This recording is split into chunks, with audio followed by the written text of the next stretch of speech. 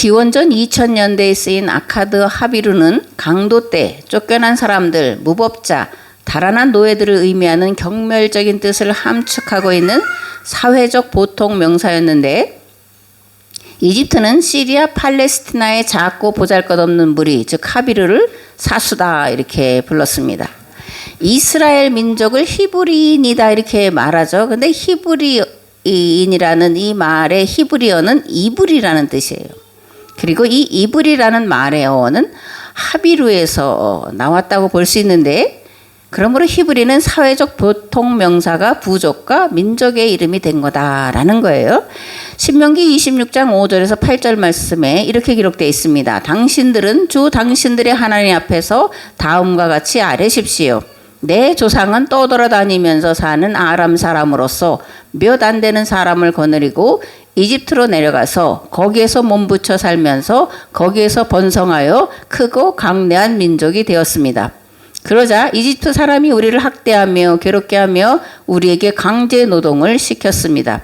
그래서 우리가 우리 조상의 하나님께 살려달라고 부르짖었더니 주님께서 우리의 울부짖음을 들으시고 우리가 비참하게 사는 것과 고역에 시달리는 것과 억압에 짓눌려 있는 것을 보시고 강한 손과 편팔과 큰 위엄과 이적과 기사로 우리를 이집트에서 인도하여 내셨습니다. 아멘. 이 말씀은 짧은데, 그런데 단기간에 있었던 일을 기록해 놓은 게 아니라 적어도 500년 동안의 역사를 이렇게 함축해서 기록해 놓고 있다라는 거예요. 형들에 의해서 이집트의 종으로 팔려간 요셉의 이집트 생활과 이후 야곱과 그 자손들이 이집트로 내려가 살았던 시기, 그리고 이집트의 신왕조가 시작된 시기를 여기에다 이렇게 축약해 놓았다라는 거예요. 이집트에 새로운 왕조가 들어섰고 새로운 수도를 람셋과 비돔에 짓는데, 여기에 히브리인들이 강제로 동원돼서 노동을 했다라는 것이고, 그 고통으로 인해서 하나님께 부르짖었더니 그 울부짖음을 들으시고 이집트에서 인도에 내셨다. 이런 긴 500년의 역사를 함축해 놓고 있다라는 겁니다. 아멘. 신명기 26절 5절에 보면 특이한 기록이 하나 있는데 뭘까? 우리 조상들은 누구라는 거예요? 떠도는 아람 사람이었다라고 소개하고 있다라는 거예요. 아람인은 기원전 1100년 이전에는 매우 적게 드물게 나타나는 그런 종족인데, 아람인의 기원을 세 가지로 추측을 해볼 수 있습니다. 첫 번째로 본래 성박 사람들이었던 아무르, 성경에는 아모르로 나오죠. 아무르인의 후손이다 라는 설과, 둘째 다른 지역에서 이주해 온 자들이다라는 설과, 세 번째로 본래 기원전 800년 이후에 민족이 형성되었다라는 설이 있는데, 이 세 설의 공통점은 이들이 본래 성밖의 무리로 그 조상의 기록이 분명치 않다라는 거예요. 그리고 기원전 1000년대 이스라엘과 아람인들은 비교적 우호적인 관계를 유지했는데 창세기에 잘 나타나 있습니다. 아브라함이 며느리를 어디로 보내요? 바단 아람으로 보내서, 그리고 야곱도 바단 아람에서 레아와 라헬을 아내로 맞이하는 것을 통해서 아람 사람들과 히브리인들은 굉장히 가까웠다, 친밀했다, 이제 이렇게 볼 수 있다라는 거죠. 그렇다면 이스라엘과 아랍인들의 공통점은 무엇일까? 첫 번째로 금방 말씀드린 대로 성박 사람이었다라는 거예요. 여기서 성박 사람들이란 뭐냐면 성 안에 살지 않고 떠돌이 생활하던 비천한 자들이다라는 뜻이에요. 그러니까 성 안에 사는 사람들이 성 밖에 떠돌아다니던 사람들을 미개인, 야만인, 빈천한 자다 이렇게 불렀다라는 겁니다. 두 번째로 기원전 12세기에 이 고대 근동 지역이 한번 파괴와 단절의 역사가 있었는데, 이때에 이들은 변변한 도시국가조차 만든 적이 없는 무리였다라는 거예요. 세 번째, 이후에 이제 나라를 세웠음에도 거대한 제국을 세우지 못하고 도리어 제국에 시달려서 맞서 싸운 경험들을 공유하고 있다라는 겁니다. 신명기 26절은 그런데 자신들을 뭐라고 고백한다라는 거예요? 내 조상은 떠돌아다니던 아람 사람이었다라는 거예요. 그래서 이 문자를 이 표현을 문자대로 보면 이스라엘의 조상과 아람의 조상이 같았다라는 것으로 이해할 수도 있고 굉장히 친밀한 그런 관계였다라는 것을 알 수 있다라는 겁니다. 지금까지 말씀드린 것을 기원전 2000년대에서 1000년대 이집트 역사를 통해서 한번 알아보려고 합니다. 이집트 역사를 세 개의 시기로 나누는데 고왕국, 중왕국, 신왕국이에요. 그리고 중간중간에 끊어진 기간을 중간기다. 그래서 제1중간기, 제2중간기, 제3중간기가 있는데 금방 말한 대로 한 왕조와 왕조가 끊어진 그 중간의 시기를 이제 중간기다 이렇게 말을 한다라는 거예요. 그런데 여기서 제2중간기에 이집트 땅에 새로운 민족들이 들어오고 이집트를 지배하는 사건이 일어나요. 그런데 이 새로운 민족을 뭐라고 부르냐? 힉소스다 이렇게 부르는 거고, 힉소스라는 말은 낯선 땅의 지배자를 의미하는 헤카하수트라는 단어를 그리스어 힉소스로 음역한 거다 그런 거예요. 후대에 이집트 왕조는 힉소스, 즉 그들이 오랑캐로 취급했던 자들의 통치한 시대를 수치로 인식했고 기록을 철저히 지워버렸다라는 거예요. 기원전 17세기가 시작될 즈음에 이집트의 아바리스라고 하는 것은 고대 근동에서 가장 큰 도시 국가 중에 하나로 성장을 했는데 나일강 삼각주 동편에 위치해 있기 때문에 시리아, 팔레스티나 그리고 시나이 반도의 경로를 통해서 외부인들이 들어와 정착하기 쉬웠고, 중요한 것은 힉소스는 하나의 민족이 아니라 혼종이었다라는 것이고, 이 힉소스의 주 무리는 시리아, 팔레스티나계라는 거예요. 그러니까 히브리 또는 하비르도 일반 명사, 가난한 자, 비천한 자들을 일컫는 일반 명사인데 민족명이 된 것처럼 이 힉소스도 하나의 민족이 아니라 혼합된 여러 민족이었다라는 거고, 시리아와 팔레스티나계가 주도했다라는 거예요. 고고학 발굴에 따르면 아바리스는 13왕조가 저물던 시기에 성벽을 쌓고 요새화됩니다. 부유하고 거대하고 다양한 상업도시가 무력마저 갖춘 아주 그런 요새가 됐다라는 거예요. 이런 아바리스는 17세기 중반 고왕국 수도 멤피스를 정복하는데 이집트 역사상 최초의 이민족 통치가 시작되었다라는 겁니다. 그렇다면 아바리스에 정착한 시리아 팔레스티나계 사람들은 어디서 그리고 어떻게 온 것일까라는 건데, 기원전 2000년대에 아수르의 삼시 아다드 1세, 바빌론의 함무라비, 그리고 히타이트의 하투실리 1세와 무르실리 1세는 도시국가들의 무한 경쟁 상황에서 영역국가를 세웠고, 시리아 지역에서 동쪽으로 이주한 가난한 아모리인 또는 아무르인들이 있었다라는 거고, 기원전 17세기 시리아 팔레스티나의 주민 일부는 남쪽, 그러니까 애굽으로 이주한 것 같고, 더 많은 식량과 기회를 찾아서 왔을 이들이 힉소스 정권의 모체가 되었을 거라고 이제 추정을 하는 거죠. 이건 역사적인 추정이에요. 왜냐하면 이 문헌들이나 이런 것들이 제대로 갖춰져 있지 않기 때문에 추정하는데, 그래서 이집트에 이주했다 또는 이집트를 정복했다 이런 이제 설들이 팽팽하게 맞서고 있습니다. 이집트의 헬리오폴리스는 나일강 삼각주 동편에 있어서 시리아 팔레스티나계 주민들이 가장 먼저 닿는 도시 가운데 하나였습니다. 출애굽기를 보면 새 임금이 이집트에 군림하게 되었다고 하는데, 이는 힉소스 왕조가 망하고 신왕조가 들어선 것으로 볼 수 있고, 신왕조에서 이스라엘인들은 비동과 람세스를 짓게 되었다라고 하는 건데, 실제로 비동과 람세스는 아바리스에서 북쪽으로 2km 정도 떨어져 있어서 역사적 정황이 이스라엘 사람들이 애굽으로 내려갔다가 거기서 어려움을 당하고 다시 나오는 이런 것과 역사적인 정황이 잘 맞아떨어진다라는 거예요. 출애굽기 1장에 이렇게 기록되어 있습니다. 요셉과 그의 모든 형제와 그 시대의 사람은 다 죽었고 이스라엘 자손은 생육하고 불어나 번성하고 매우 강하여 온 땅에 가득하게 되었더라. 요셉을 알지 못하는 새 왕이 일어나 애굽을 다스리더니 그가 그 백성에 이르되 이 백성 이스라엘 자손이 우리보다 많고 강하도다. 자, 우리가 그들에게 대하여 지혜롭게 하자. 두렵건대 그들이 더 많게 되면 전쟁이 일어날 때에 우리 대적과 합하여 우리와 싸우고 이 땅에서 나갈까 하노라고 감독들을 그들 위에 세우고 그들에게 무거운 짐을 지어 괴롭게 하여 그들에게 바로를 위하여 국고성 비돔과 람셋을 건축하게 하니라. 아멘. 또 출애굽기 12장에 이렇게 되어 있습니다. 마침내 이스라엘 자손이 람셋을 떠나 숫곳으로 갔는데 딸린 아이들 외에 장정만 해도 60만 가량이 되었다. 그 밖에도 여러 다른 민족이 많이 그들을 따라 나섰고 양과 소 등 수많은 집짐승 떼가 그들을 따라갔다. 아멘.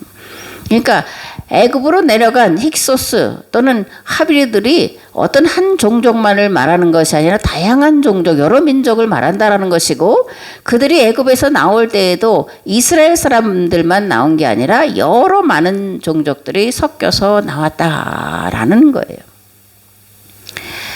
이제 고대의 전쟁을 보통 신들의 전쟁이다 이렇게 말을 하죠.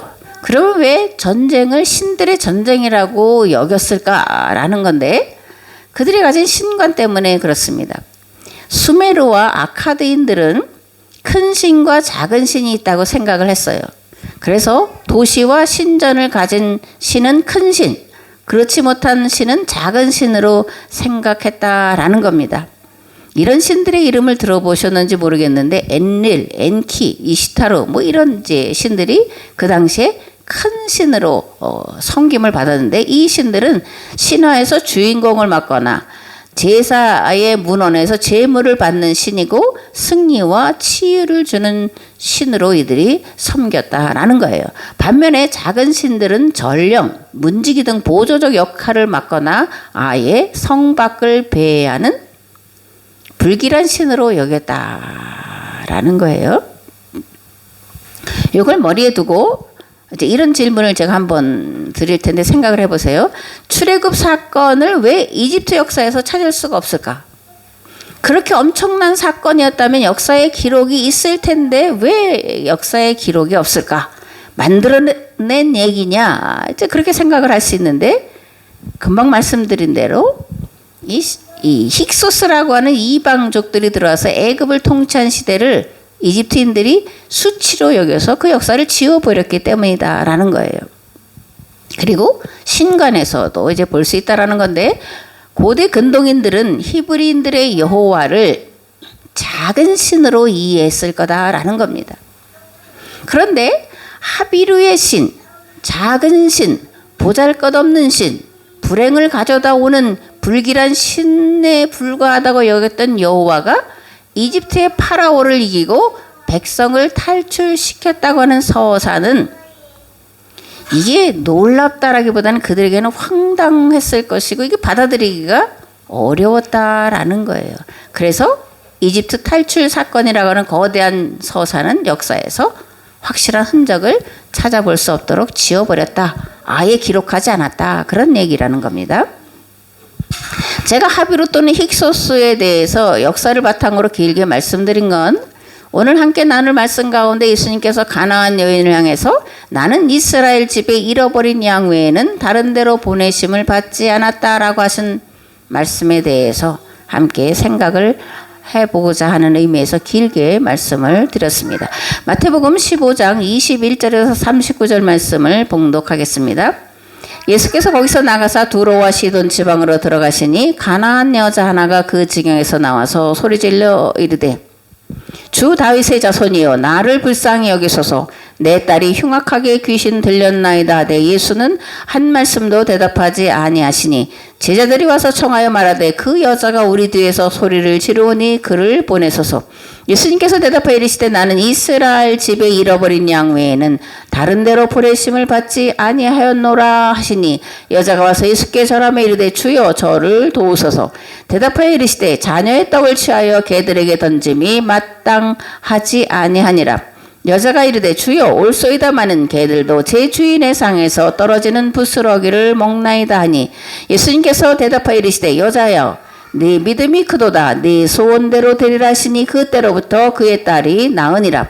예수께서 거기서 떠나사 갈릴리 호숫가에 이르러 산에 올라가 거기 앉으시니 큰 무리가 다리 저는 사람과 장애인과 맹인과 말 못하는 사람과 기타 여럿을 데리고 와서 예수님의 발 앞에 앉힘에 고쳐주시니 말 못하는 사람이 말하고 장애인이 운전하게 되며 다리 저는 사람이 걸으며 맹인이 보는 것을 무리가 보고 놀랍게 여겨 이스라엘의 하나님께 영광을 돌리니라.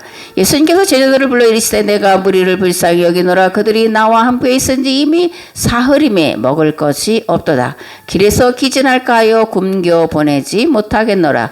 제자들이 이르되 광야에 있어 우리가 어디서 이런 무리가 배부를 만큼 떡을 얻으리이까.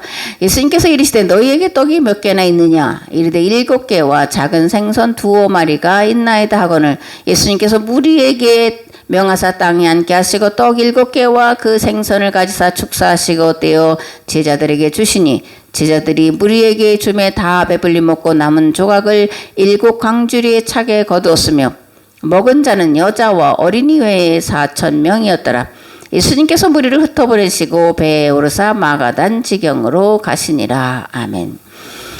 21절에 보면 예수님이 이제 가버나움을 떠나서 두로와 시돈으로 가셨죠. 그 이유는 제자들을 특별 교육하기 위해서였습니다. 예수님은 그러면 제자들에게 무슨 특별 교육을 하고자 하셨을까라는 건데, 먼저 예수님이 가버나움을 떠나서 두로와 시돈으로 가신 이유는 이 가나안 여인 한 사람 때문이었다라고 볼 수 있습니다. 두 번째로 제자들의 잘못된 또는 편협한 생각을 깨뜨리시기 위해서 가셨다라는 거고, 세 번째로 오병이어, 우리가 이제 오병이어는 잘 아는데 칠병이어의 표적은 우리가 잘 말하지 않죠. 왜냐하면 똑같은 사건을 반복해서 기록했다 뭐 이런 생각도 가지고 있기 때문에 이제 칠병이어에 대한 말씀은 많이 안 전하는데, 이 오병이어, 칠병이어 동일한 사건 같은 이런 사건을 왜 예수님께서 반복해서 행하셨을까라는 그 의미를 우리가 생각을 해봐야 됩니다. 예수님은 새로운 계약 공동체를 세워야 할 제자들에게 교회가 할 일이 무엇인지를 오병이어를 통해서 교육해 주셨는데, 이들이 이것을 온전히 깨달아 알지 못했다라는 것으로 가정할 수 있습니다. 그래서 다시 한번 반복해서 재교육을 시킴으로 가슴에 새겨지는 일들을 하셨다라는 거예요. 아멘. 예수님이 시돈, 두로 지방으로 가신 목적을 3가지로 말씀을 드렸는데, 하나씩 이제 살펴보면 첫 번째 목적은 뭐라는 거였어요? 가나안 여인 때문이었다. 근데 이 가나안 여인을 마가복음은 그리스 사람으로서 시로페니키아, 이제 수로보니게죠. 수로보니게라고 기록하고 있습니다. 그리고 이 여인은 흉악한 귀신이 들려서 고통당하는 딸을 두는 엄마였어요. 근데 더 놀라운 것은 이 여인이 예수님을 보고 주 다윗의 자손이다 이렇게 불렀다라는 거예요. 주는 주님이시다 이런 뜻이에요. 주님, 당신은 다윗의 자손이십니다. 이렇게 이제 불렀다라는 겁니다. 그러면 이 여인은 어떻게 예수님을 주 다윗의 자손으로 알고 있었을까라는 거죠. 두로와 시돈은 사실 북이스라엘과 굉장히 밀접한 관계를 이룬 도시로 성경에 많이 나옵니다. 갈릴리에서 50 내지 60km 정도 떨어진 곳이고, 그래서 종종 왕래가 있었고, 그래서 예수님에 대한 소문을 들었을 거다라고 충분히 우리가 생각을 할 수가 있습니다. 그래서 예수님이 두로와 시돈 땅에 들어오셨다라는 소문을 듣고 예수님을 찾아오는 거죠. 찾아오면서 그냥 조용히 몰래 오는 게 아니라 뭐라는 거예요? 주 다윗의 자손이여 나를 불쌍히 여겨 주십시오. 내 딸이 흉악한 귀신이 들렸습니다 라고 소리 지르면서 예수님께로 나오고 있었다라는 거예요. 근데 예수님은 이 여인의 이런 부르짖음에 아무 말씀도 안 하셨고, 이건 예수님의 평소 모습과는 너무나 다른 모습이었다라는 것을 알 수가 있습니다. 예수님이 아무런 대답도 하지 않으시고 관심도 보이지 않음에도 이 여인은 계속해서 부르짖으며 따라왔다라는 것이고, 오죽하면 제자들이 예수님 제발 저 여인을 좀 내보내십시오 이렇게 요청을 했다라고 기록을 해놓고 있겠습니까? 그런데 예수님은 나는 이스라엘 집에 잃어버린 양 외에는 다른 데로 보내심을 받지 않았다 라는 아주 냉소적인 예수님으로서는 하실 수 없는 말씀을 하셨다라는 거예요. 왜 이렇게 말씀하셨을까? 제가 또 이제 찾아볼 텐데, 어쨌든 이스라엘 집에 잃어버린 양 외에는 보내심을 받지 않았다라는 말씀은 무슨 뜻일까? 이방인이기 때문에 만나줄 수 없다, 이런 이제 얘기가 되는 거예요. 그럼 예수님이 왜 이렇게 말씀을 하셨을까? 예수님이 이방인과 유대인을 편가르기를 하시고 유대인들만의 예수님이시기 때문에 그럴까? 그런 것들을 유대인들은 그렇게 생각할 수 있지만 전혀 그런 게 아니라는 거죠. 아마도 이 여인의 절박한 심정을 제자들에게 보여주려 하시지 않았을까? 또는 이 여인의 믿음을 제자들에게 보여주시려고 하지 않았을까라는 생각을 해봅니다. 왜냐하면 예수님은 이미 이 여인의 절박함과 간절함이 어떠한지를 아셨고 이미 예수님이 치유하실 것을 진정으로 믿고 있는지를 아셨기 때문이에요. 왜 이렇게 말할 수 있냐? 예수님은 그냥 아무 생각 없이 움직이신 분이 아니시기 때문에 그렇습니다. 예수님은 육으로 계셨을 때뿐만이 아니라 지금도 이미 사람의 생각과 삶의 모습을 아시고 보시고 들으시고 역사하시는 줄을 믿습니다. 그러므로 우리가 하나님 앞에 보일 것은 흔들리지 않는 예수님에 대한 믿음과 소망과 사랑입니다. 예수님에 대한 믿음과 소망과 사랑으로 하루하루 최선을 다해 살아가는 것입니다. 예수님의 뜻인 이 땅에 하나님 나라를 이루어가는 일에 모든 힘과 능력과 마음을 쏟아붓는 것이요. 그 일이 이루어지기를 쉬지 않고 기도하는 것입니다. 그러면 하나님의 때에 하나님의 진실과 성실하심이 세상 가운데 분명하게 드러나도록 역사해 주실 줄을 믿습니다. 뿌리 깊은 나무는 바람에 아니멜세 꽃 좋고 여름만 하니 이제 융비어천가에 나오는 얘기인데 뿌리를 땅에 깊이 내린 나무는 비바람이 불어도 뿌리가 뽑히지 않고 자기 자리에 꿋꿋하게 버티고 서 있습니다. 샘이 깊은 물은 가뭄에도 마르지 않고 흘러 바다에 이르게 됩니다. 믿음도 마찬가지입니다. 고난과 환난을 통해 생긴 믿음은 쉽게 흔들리거나 잃어버리지 않고 도리어 더 큰 믿음으로 나아갑니다. 절박함이 크면 클수록, 간절함이 크면 클수록, 안타까움이 크면 클수록 더욱더 믿음을 견고히 하게 됩니다. 하나님은 절박함을 보시는 분이십니다. 끝까지 포기하지 않는 자를 보시는 분이십니다. 어떤 말을 들어도 하나님에 대한 믿음이 흔들리지 않는 자를 보시는 분이십니다. 포기할 수 없는 마음을 보시는 분이십니다. 그것을 보시고 아시고 들으시고 찾아오시고 그 문제를 해결할 수 있도록 도우시는 분이 우리가 믿는 여호와 하나님이신 줄을 믿습니다. 아멘. 그러면 이스라엘 집에 잃어버린 양은 누구를 말하는 걸까? 하나님과 맺은 계약을 잃어버리고 살아가던 이스라엘 백성들을 말합니다. 무엇보다 당시 유대인들에게 죄인 취급당하던 가난한 자들, 실패한 자들, 병든 자들을 말하고 있습니다. 왜 예수님이 유대 땅에 오셨을까? 왜 유대인의 모양으로 사셨을까? 유대 땅 밖으로 나가시지 않고 그 땅에서 3년 반의 공생애를 사셨을까? 검은 예수님, 하얀 예수님 또는 황인 예수님, 우리가 그렇게 생각하는데 그거는 이런 역사, 배경을 전혀 모르는 가운데 생각하는 잘못된 생각이라는 것을 먼저 우리가 알아야 됩니다.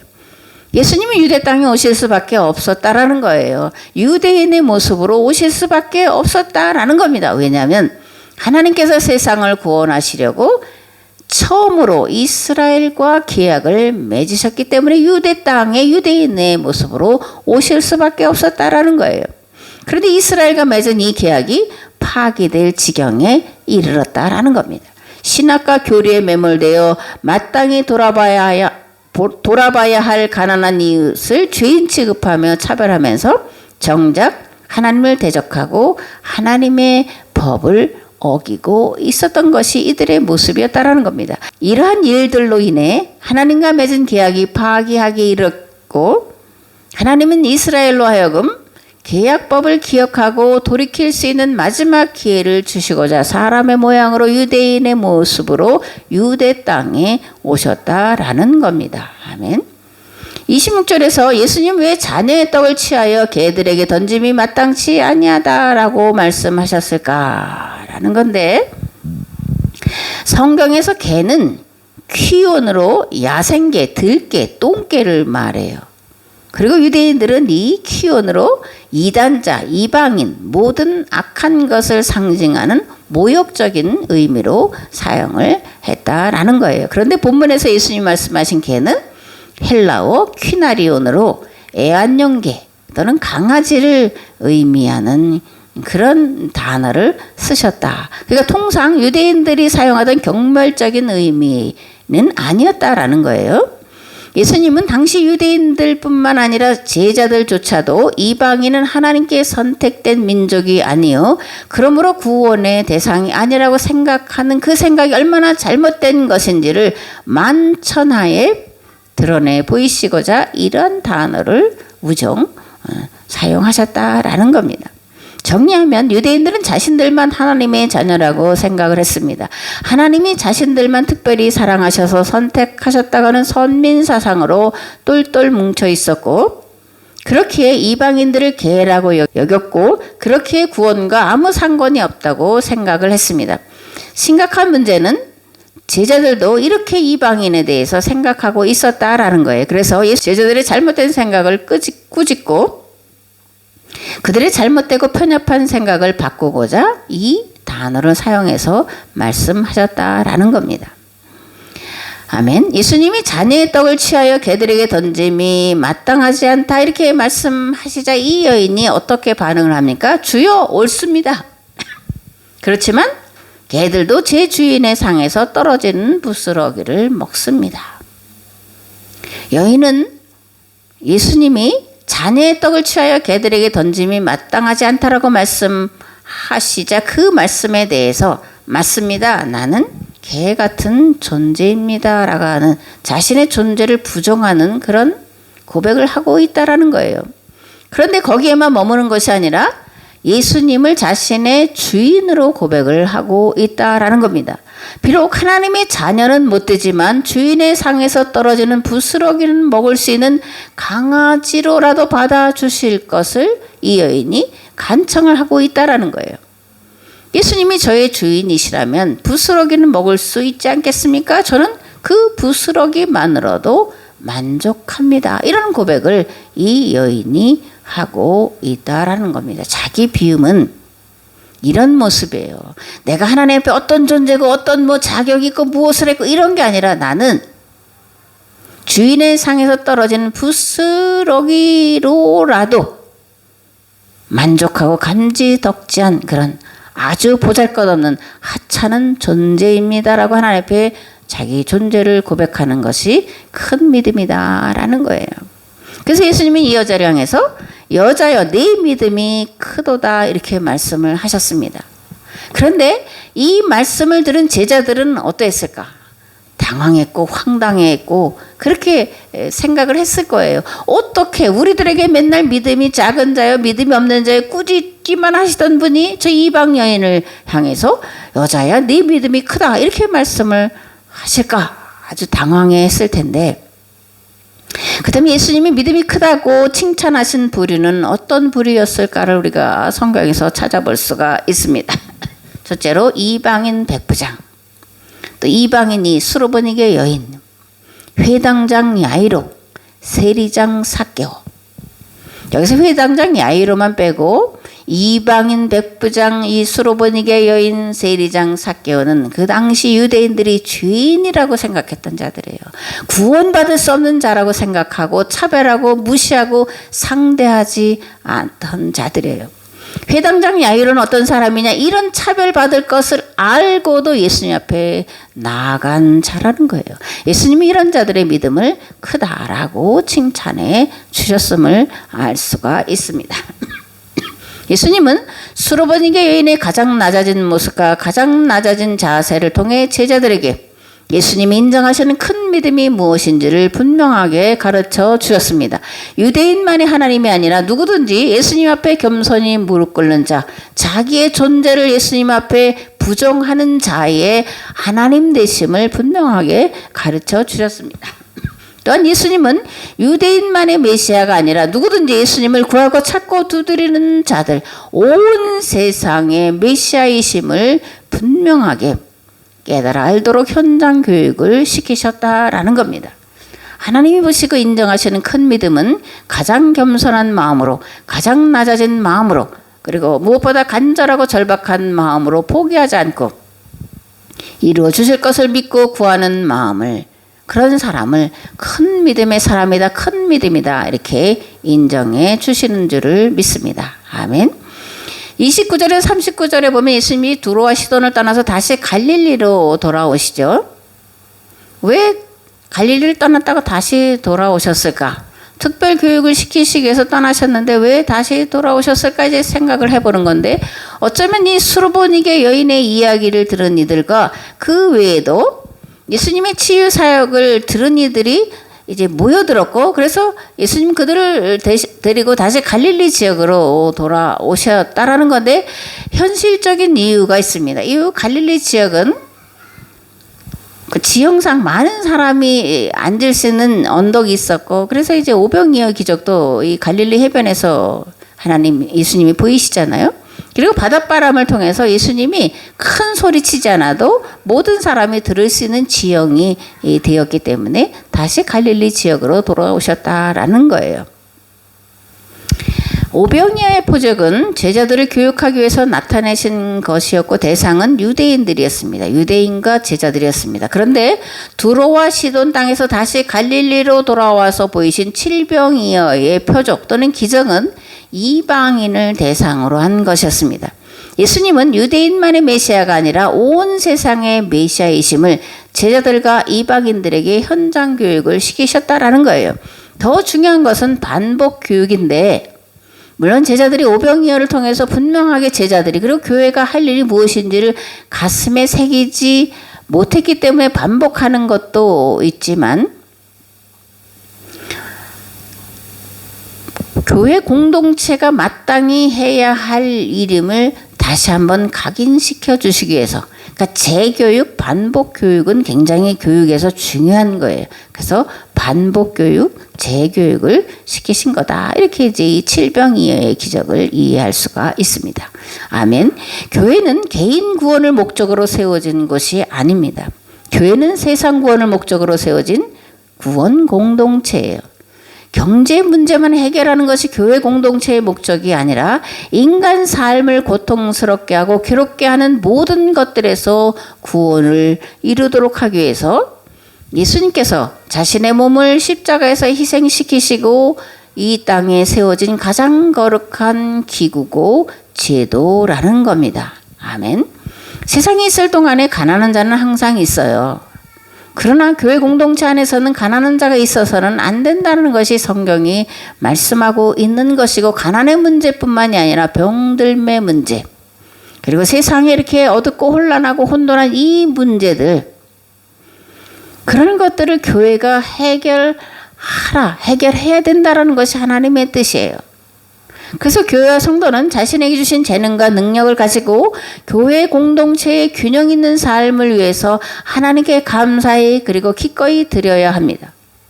성경은 이것을 진정으로 하나님을 믿는 믿음이고 구원을 이뤄가는 삶이다, 이렇게 말씀을 하십니다. 이것들을 통해서 세상 사람들이 와서 보고 믿어 구원에 이르도록 하라는 것이 교회에게 주신 사명이고 의무고 책임이라는 거예요. 오늘 우리에게 주신 것에 감사하며 하나님께 드려 하나님의 뜻이 교회 안에서 이루어지도록, 그래서 세상까지 확장되어지도록 하는 일에 착하고 충성된 종으로 세워지시기를 우리 주 예수 그리스도의 이름으로 축복합니다. 아멘.